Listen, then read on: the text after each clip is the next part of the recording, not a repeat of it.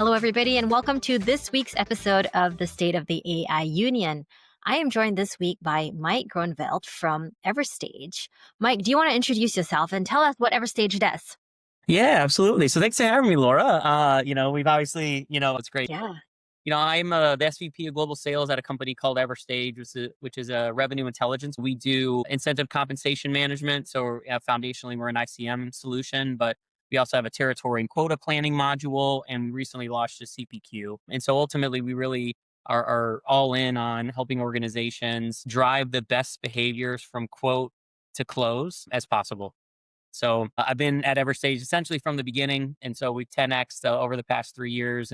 The rocket ship continues to rise. I'm excited to speak with you today. Yeah, and I will do a little plug for you. I am a fan of Everstage. I think it's one of the best compensation tools out there. I used to be a customer, and I would buy you guys again if given the chance and the I budget. appreciate that. Okay, cool. So we're going to talk about compensation, and I think that compensation is probably is the most charged topic actually in RevOps, even more than forecasting because compensation touches everybody. So very excited to talk about it. But I think we're going to start talking. Actually, we're going to start a conversation with a topic around selling into buyers right now and selling into organizations. And Everstage it's unique in a way because it's an AI native company, but it has been around for 5 years. Is that correct? Yeah. Okay. So you guys have been doing this for a little while, and I wanted to ask about what that looks like today. As you're selling into CROs and CFOs, how has AI changed what people are willing to spend their money on? And maybe like take a look between, you know, pre GPT and post GPT and what that. Yeah, Yeah. yeah. No, I think it's a really good question. It's funny. I have this conversation a lot of times with executives where I think there was a point about a year and a half, 2 years ago, where everybody's CEO, like within the same week, sent out a memo or a Slack message to their entire organization saying we need to go all in on AI. Right? I remember being at one of the events where you and I met at, and the round table was kind of like, yeah, my CEO sent it out. My CEO sent it out. And so now we're at the point where like everybody now is not scared of it. Everybody kind of understands it. But we're still at a little bit of a crossroads where if you're not an organization that is using it from automating tasks, right? Automating kind of manual processes, then you're behind, right? I think that's kind of table stakes at this point. And I think every organization also understands that where the real value of AI is being able to generate actionable insights that are going to help drive business strategy forward, right? But in order to actually do that, you got to be aggregating all of the data within an organization.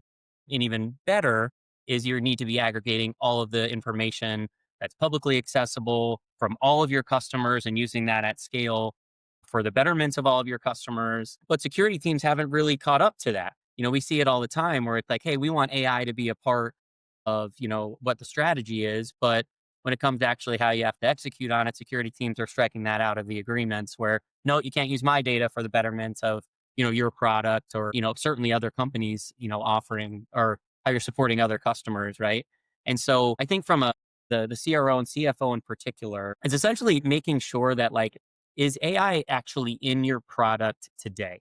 Right? Are we not just talking about it? Are we not talking about a roadmap? I need to actually see it because at this point, it's not new, right? Like it should have already been in the roadmap a couple years ago, and you should actually be able to see it and feel it. And then the next part is what is the roadmap? Like how are you looking to progress it? So, I think from our perspective at Everstage, it's really making sure that we're kind of ready for it now. And obviously, we have a variety of aspects of AI in our product now, but also like what is the future and also how are we protecting organizations from a security perspective as well. Right. So I think that's really what the C level kind of wants to understand.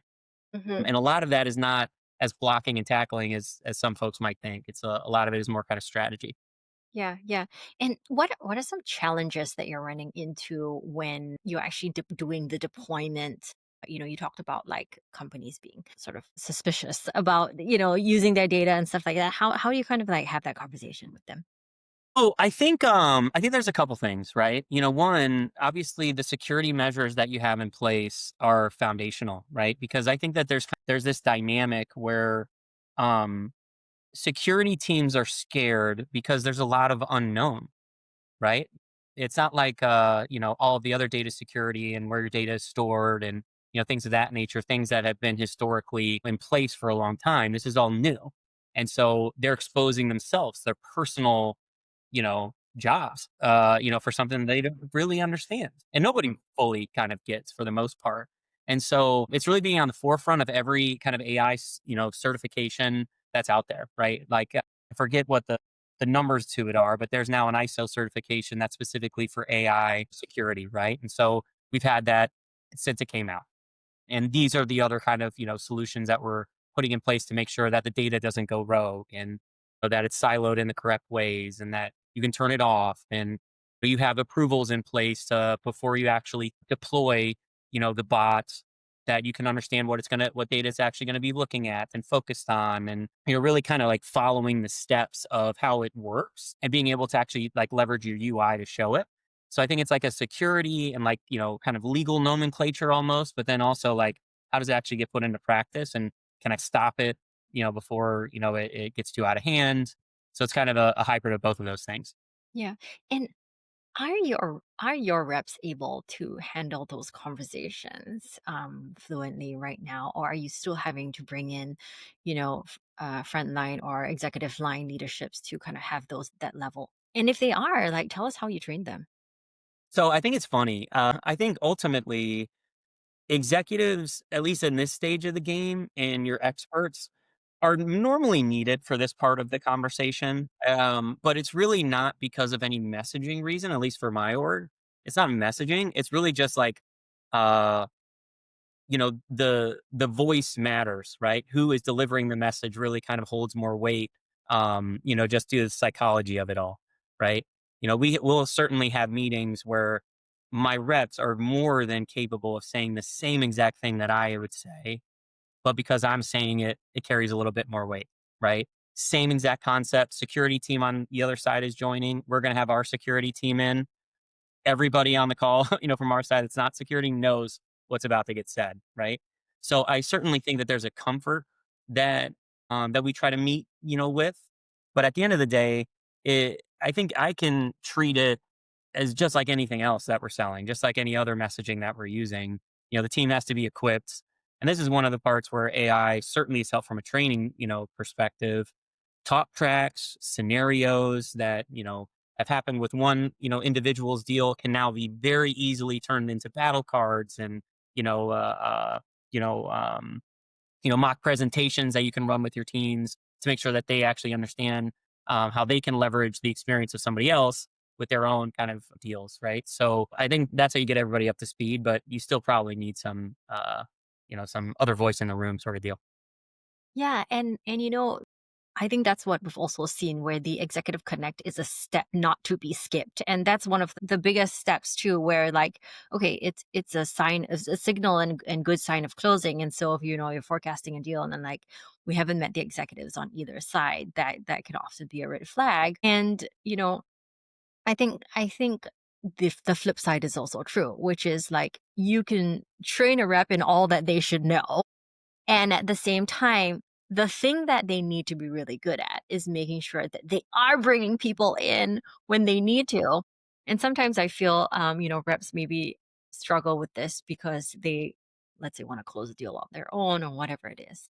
No, it's I think it is certainly a fine balance, right? You hire folks and you enable folks. I call it to the race to independence, right?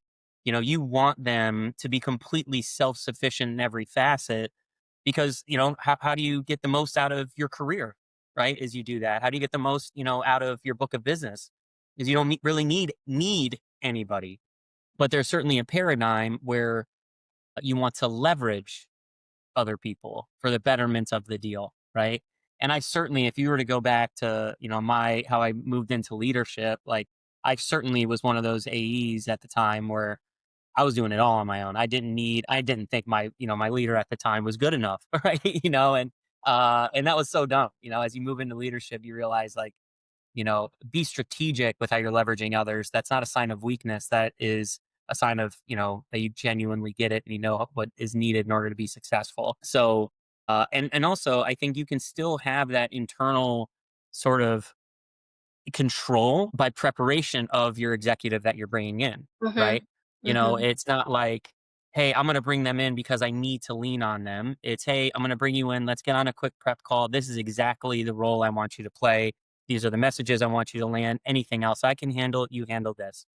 I'm sure your executive is not going to think lesser of you if you take that approach. Yeah, yeah. And since we're talking about behaviors of top reps here, right?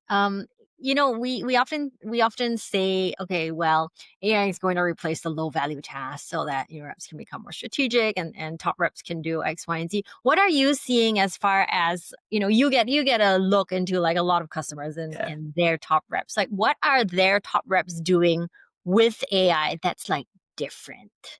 It's kind of funny. Like we've already kind of talked about this a little bit, but there's no real like rocket science to like anything, right? Like a lot of things are new, a lot of things are different, but a lot of things also are the same. And I think AI is a perfect kind of microcosm of this where one of the things that I've certainly seen, with my own organization, but you kind of see this at scale as well with all the companies that we help, is like AI, the first thing that got really good was helping you, take research, prep that used to take a long time and condensing it, right?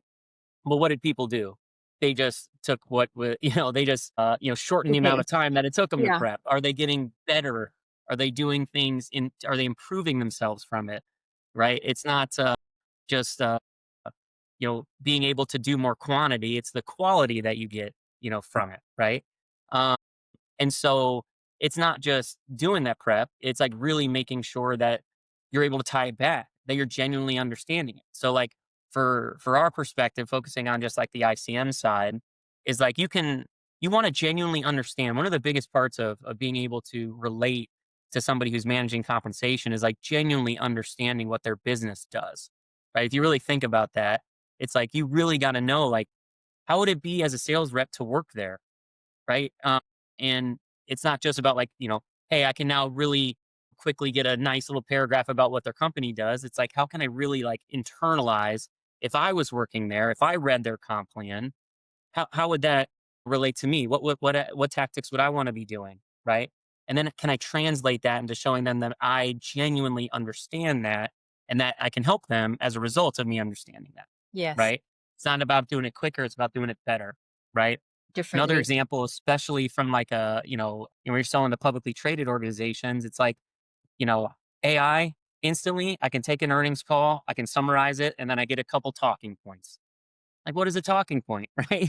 So it's like, like how can I tie the business objectives to how my solution can help you help the company, but also take it another level, help the person that you're speaking with personally benefit from how that whole ecosystem kind of works, right? And so, I think it's like the great reps are doing that. They're going deeper.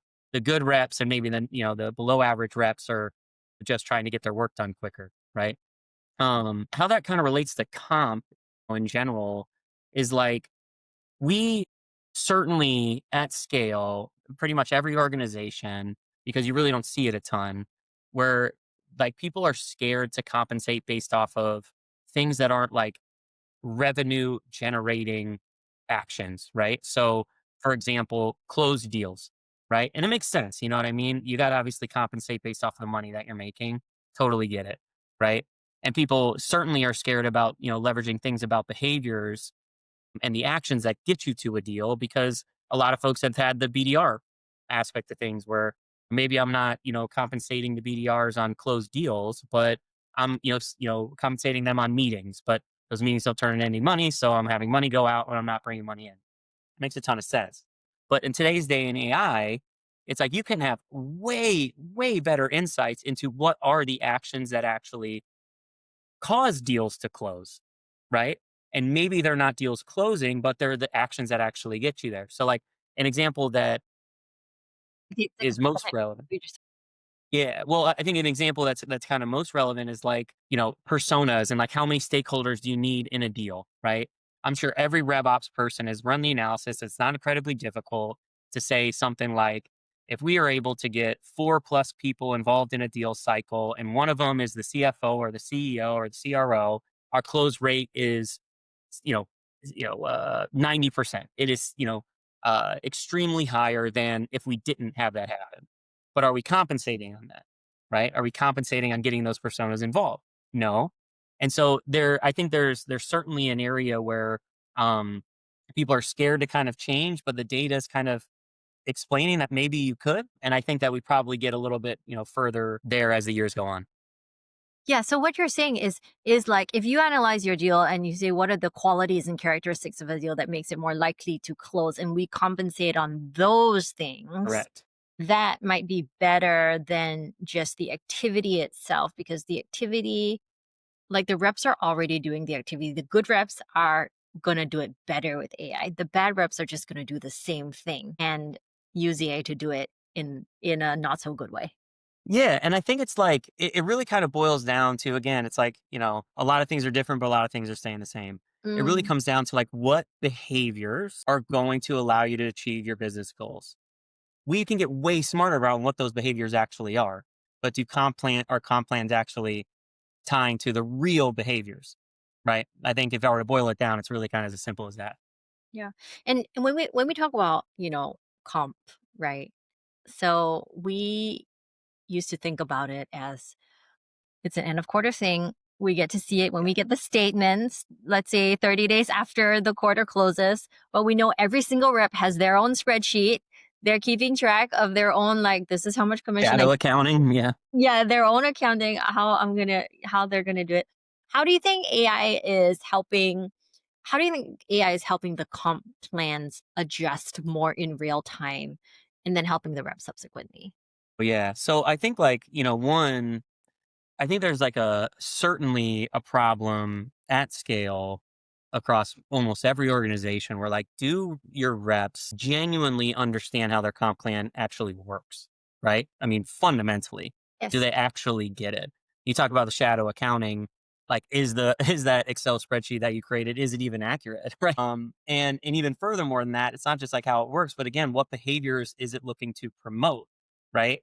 And so AI is certainly, obviously, from an Everstage's perspective, one of the things that we had years ago was like leveraging AI when it was really good at one thing, which was like summarizing really complex information and boiling it down to where you could genuinely understand it. Mm, We had that incorporated years ago, right? And so people actually could not have to go through the whole comp plan, read a snippet around like, hey, this is how your comp plan actually works.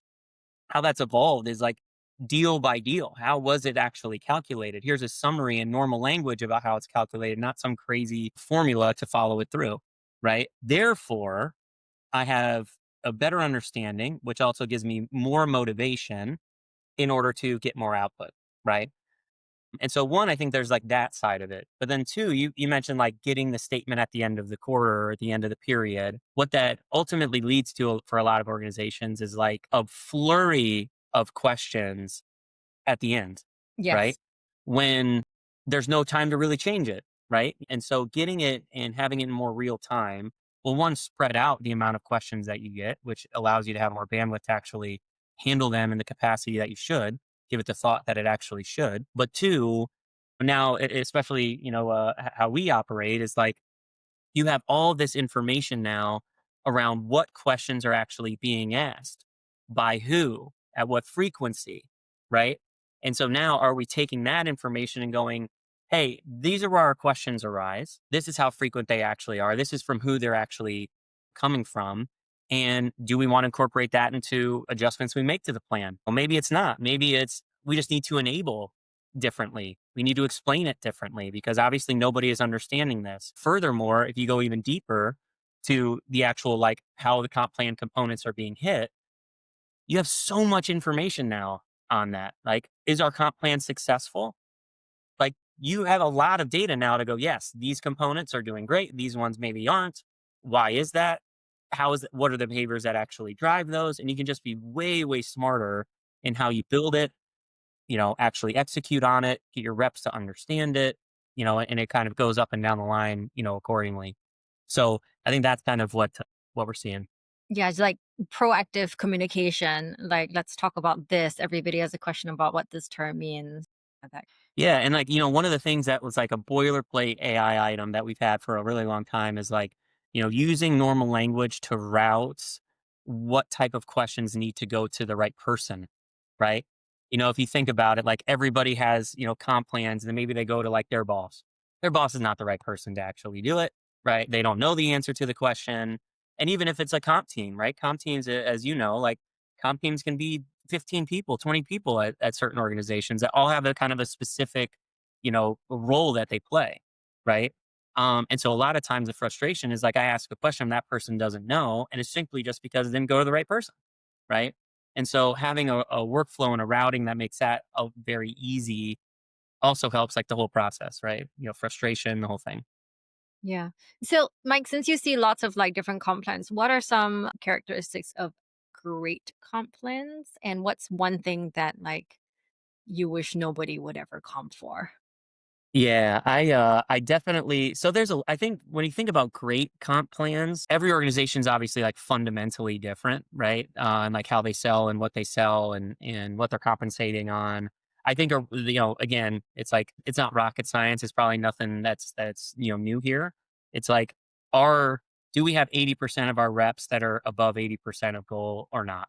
I think you have a really telltale sign on do you have a good comp plan or not Mm. if that's the case, right? And so, but I definitely have a lot of passion about the bad stuff for Okay, sure tell because us I about see it. it. What are some Yeah, bad I see ones? a Yeah. lot of the bad, Yeah. for sure, right? A lot of the problems. So this is the one that blows my mind. Um, and I think is certainly something that AI like should be able to solve for sure. But our organizations actually have to execute on it. So there's a lot of companies in today's day and age that are already in a consumption based model, or they really want to get there, right? And it makes a lot of sense. You know what I mean? If I'm charging based off of consumption, there's obviously a business aspect of that that makes a ton of sense, right? But comp plans also need to be adjusted when that's the case, right? And so, one of the main scenarios that I see way more frequently than I think we should is consumption based plans where you have accelerators and you're comping based off of bookings, right? So, for example, you close a deal that's supposed to be worth 100 grand, and you've closed three of those. That puts you in an accelerator for the month of January. Then, April rolls around and they haven't, used the 100 grand worth of credits that you had given them, right? Therefore, you're not clawing back just April. You have to claw back January, Mary. Yeah. February, March. And so, what that means is that, like, literally nothing is real ever, right? Like the calculations are never actually true, and that kills me, right? And I think it's a microcosm to where, um, which is the loudest voice in the room when these comp plans are getting put together, right? In this particular instance, it's probably more so on the sales side or the CRO because listen, I got to pay my people and I got to, I want to have accelerators in there because it promotes that behavior of getting in the best, as much revenue as we can, so on and so forth. But it's like if you're clawing back more than like an extreme anomaly, right? One every couple years, right? Like, if you're doing that at a more frequent basis than that, like you have a significant problem, right? And a lot of times, the reasons why that ends up happening is the people that have to deal with the clawbacks are not the people that are creating the plans. Because if anybody has been a practitioner that's had to deal with a clawback, it's the worst thing in history, right? Like everybody hates it. It's bad for the rep. It's bad for the person delivering the news, so on and so forth. It's bad for the person that has to hire somebody because that person's going to quit, right? Like bad for legal and it's bad for everybody. So, but you see it a lot. You still see it a lot still, and so that's the one that drives me up a wall. Yeah, and what would be your mitigation to that? Just to how would you put accelerators on consumption-based plans? I think there has to be an element where you have like some sort of like baseline that you pay on bookings because I get that. But the accelerator, the benefit, has to be mitigated by how do I not claw anything back? So in the particular instance that I gave, it's like you pay the accelerators based off of the consumption, Yeah, yeah. period. Right. I mean, it's pretty kind of simple. Obviously, you have to take into account the reason why that's in there in the first place, which is, that might not happen for months, sometimes years at a time, right? So I get that. I'm not naive to that, but the reality of it is that, you know, is my quote to cash aligned with the accelerators that I'm providing? Payouts is fine. Accelerators is where it kind of gets a little crazy because you're recognizing something that isn't there yet, right? So that's how I would do it. Like pay up front, accelerators are buying the actual consumption itself. Yeah. Okay, so Mike, we're gonna switch a little bit and do some couple of fun questions here. And we're gonna start with this first one, which is, would you rather trust your quota to a spreadsheet that you built or one that finance built for you? That is a really good question. I'll give a third option, which I wouldn't want to trust a spreadsheet at all. The I would honestly probably go the finance one, transparently. Just being the salesperson at my core that I am, I'm not the one that made the plan, and so there's more risk in did I create that spreadsheet correctly or not. I certainly can understand you might want to maybe try to mimic it, make sure that the numbers are spitting out correctly, so on and so forth. But I would trust, the people that actually built the plan and are the numbers people to do their job. Well, that's awesome. Kudos to your finance team for building that confidence. Love it. Okay, second question. If you could remove one slide from every pitch deck, sales deck ever, what would it be? Man, I'm not a big slide guy in general, right? Like if it's more than two, three, I think that's got to go, period. I am personally a proponent of show it to me in the platform. I'm a SaaS guy, right? So we sell software. So show it to me in the platform versus explain it to me in a deck. I think a deck is really good for to be able to put something up on the screen that is visually appealing, but what you're actually explaining is more relevant, right? So, my kind of go-to slides that I think are pretty non-negotiable are like a summary of needs or summary of our understanding, right? It puts something up on the screen, people can digest it while you're explaining it, and then give you real feedback as a result. There's a real purpose to it. Sometimes company overview, right? But other than that, kind of it. I don't want screenshots of what I'm going to provide. That's where I kind of lose it. My personal pet peeve, I think, is when a vendor comes and tells me what my problems are. I would much rather, unless they're using it in my words, I would much rather them like ask me or say, these are what other people have said their problems are. But like when they say, these are your problems, that really like makes me frustrated. Yeah. Yeah, totally. And I think it's that brings up something that I certainly feel the same exact way as you, where first demos, like you don't know me, you don't know what my situation is, and so anything that you're doing is putting me in a box, which is Yes. not really what I'm feeling, right? So instead, do your discovery before the deck, and when you're really good and you're really kind of proficient, be actually updating the slide while they're giving the answers, right? Then if you're dead set on showing them the slide, have it actually be relevant to what they just gave you. And I actually coached to that. I'm super passionate about that one in particular because if you are striving to get to that point, what that means is that your brain is humming on a level that is very much so in tune with what you need to be doing. And you're going to be really good if you can actually accomplish that. So it's a really good goal to kind of strive for, where I can hear what's going on, I can update it, and then I'm genuinely understanding it too as a result. You know what I mean? So, and you're delivering something that maybe is a little bit unique comparatively to other providers that you're going up against too. So, our first demo, I definitely get you. From subsequent is you already have had that discussion. So now it's like a genuine understanding that, hey, this is what we kind of discussed last time. It's a really good talking point for maybe folks that are now new to the conversation. Maybe get caught up to speed. You're not going to be able to do the discovery, right? Or even more so than that, things have changed, right? Yeah. And so you're By the kind of way, at this, you're at the launching point of, oh, what's changed? Actually, no, I know we talked about that last time, but blah, blah, blah. Right. So yeah. yeah, I can go all day on that one for sure. I love that. And by the way, there is an AI for that. I'll introduce you to the vendor. Yeah. That Cool. it updates the slides as you're talking. That I is think that's it's a perfect beautiful. one for AI Yeah, for sure. exactly. Yeah. Definitely. Okay, last question here. What's one behavior you would pay extra for reps to stop doing? Mm. Hmm. That I would pay extra for. Wonder how much follow-up I'm gonna get after this. Hmm. I think, uh, I think that I'm gonna be a little bit selfish with this one, right? And this is very relevant to, like, me and my kind of routine and all that kind of stuff, right? So, um, there is an elements from what I've experienced with Gong. I think Fathom is pretty good, where the notes that AI is generating is good, but it's not like exactly what I personally need to see. And Yes. there's a real pain point from that perspective of like a sales rep needs their notes, but the leader also kind of needs the AE's notes or the rep's notes, but for a different reason, right? So like I need the rep's notes because I need to understand where gaps are. I need to help understand like what the rep is not seeing. So I've established at Everstage, I've established there's a list of 5 questions pretty much every meeting where I've developed that where it's like I know I can read through these and it's going to give me the triggers of maybe I need to dive in on this aspect or that aspect, or maybe there's some, kind of ghost in the closet that we need to double click on there. And that's my job is to help, your people see that sort of thing. Every time that I've leveraged AI to try to do that gives me so much fucking fluff that it's not worth it.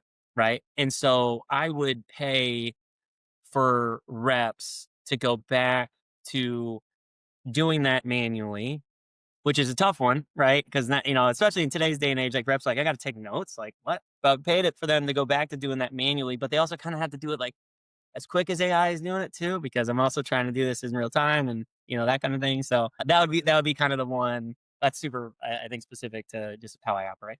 Yeah, no, but I think it kind of goes back to what we talked about earlier, which is like the thoughtfulness, right? The thoughtfulness that AI cannot replicate and or cannot replicate right now. By the way, well, out of curiosity, what are those 5 questions?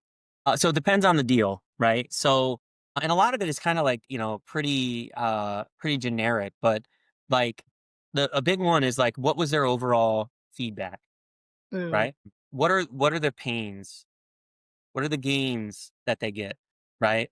You know, uh, Obviously I'm looking at things, like as you get further kind of down funnel around like, you know, uh, what were some of the questions that were asked, right?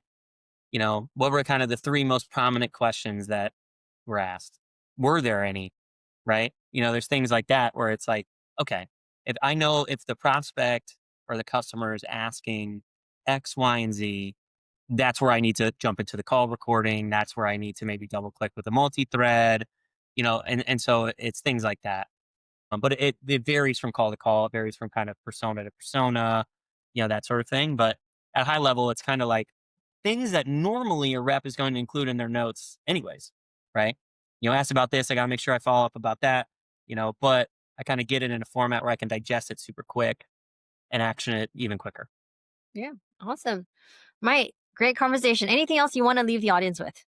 I think certainly from an aspect of AI, us. We obviously are kind of RevOps, you know uh, enthusiasts, right? And I certainly still see this a lot where there is still a percentage of people that are really scared that AI is going to replace them. And what I'd give the audience that I'm sure is probably around that persona is that at the end of the day, what makes you great? You're curious, you jump into problems, take on the hard tasks, and you become ultimately the go-to person in your organization for something that nobody genuinely gets. What is AI? It's literally all of those things. And so you can go take the fear that you have of it replacing you, go Mm, all in to be the expert of it. And now you have solidified your career for the rest of your career as a result. So take that fear, flip it upside down, go all in, just be yourself about it. And, I hate to say it because it's a career aspiration of mine of being a CRO, but I certainly think that the RevOps persona and that industry is probably more primed to be a better CRO than maybe salespeople as a result. So that's what I would give as a takeaway. okay, awesome. All right. Thanks, Mike, for being on. And to all our listeners, if you like this episode, please let us know. Drop us a like, a comment, and we will see you again next week. Thanks so Awesome. much. Thanks, Laura.